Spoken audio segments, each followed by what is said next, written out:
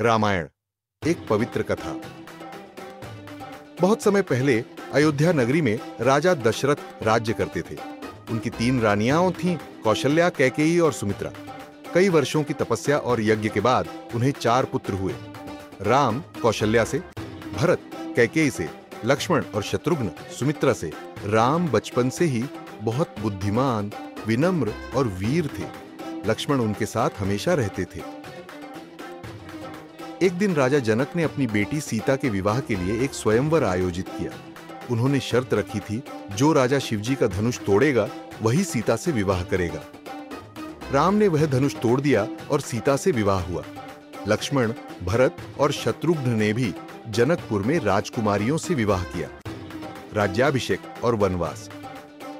राजा दशरथ राम को राजा बनाना चाहते थे, लेकिन रानी कैकेयी ने अपने पुत्र भरत के लिए गद्दी और राम के लिए 14 वर्षों का वनवास मांगा। राजा दशरथ दुखी हुए, लेकिन राम ने आज्ञा मानी। राम, सीता और लक्ष्मण वन में चले गए। राजा दशरथ यह दुख सह नहीं सके और उनका निधन हो गया। वन में राम ने अनेक ऋषियों की सहायता की और राक्षसों का संहार किया। एक दिन रावण की बहन शूर्पणखा ने लक्ष्मण से विवाह की इच्छा जताई।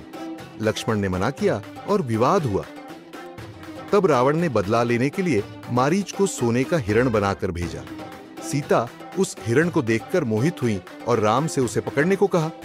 राम और लक्ष्मण के जाते ही रावण साधु का रूप धरकर आया और सीता का हरण कर उन्हें लंका ले गया। हनुमान और वानर सेना की सहायता राम और लक्ष्मण सीता की खोज में निकले।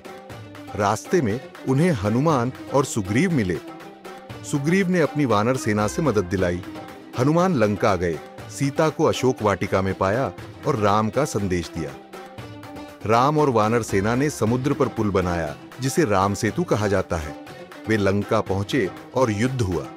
लक्ष्मण को मेघनाद ने घायल किया, तब हनुमान संजीवनी बूटी लाए और लक्ष्मण ठीक हुए। राम और रावण का युद्ध कई दिनों तक चला।